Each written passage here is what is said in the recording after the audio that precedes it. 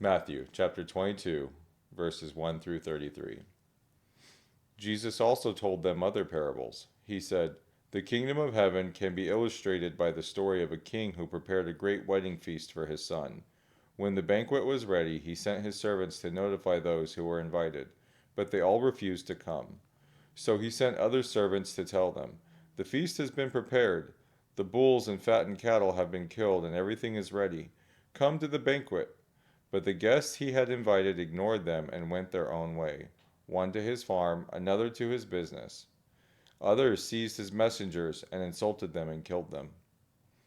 The king was furious, and he sent out his army to destroy the murderers and burn their town. And he said to his servants, 'The wedding feast is ready, and the guests I invited aren't worthy of the honor. Now go out to the street corners and invite everyone you see.' So the servants brought in everyone they could find, good and bad alike, and the banquet hall was filled with guests. But when the king came in to meet the guests, he noticed a man who wasn't wearing the proper clothes for a wedding.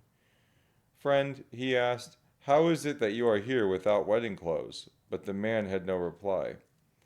Then the king said to his aides, 'Bind his hands and feet and throw him into the outer darkness, where there will be weeping and gnashing of teeth. For many are called, but few are chosen.'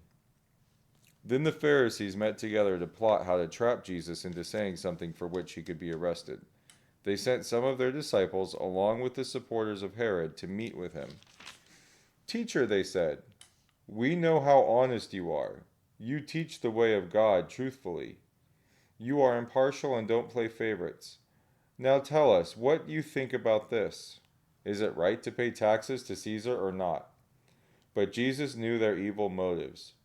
'You hypocrites,' he said, 'why are you trying to trap me? Here, show me the coin used for the tax.'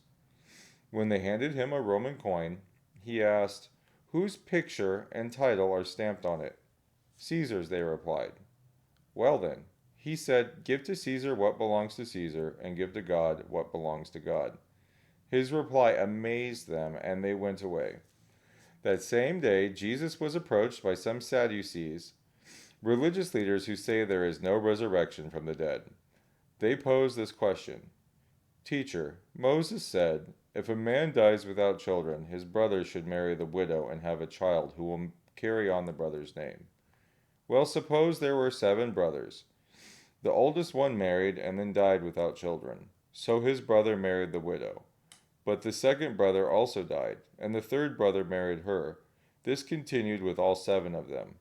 Last of all, the woman also died. So tell us, whose wife will she be in the resurrection? For all 7 were married to her.' Jesus replied, 'Your mistake is that you don't know the Scriptures and you don't know the power of God.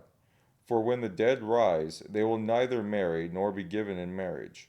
In this respect, they will be like the angels in heaven. But now, as to whether there will be a resurrection of the dead, haven't you ever read about this in the Scriptures?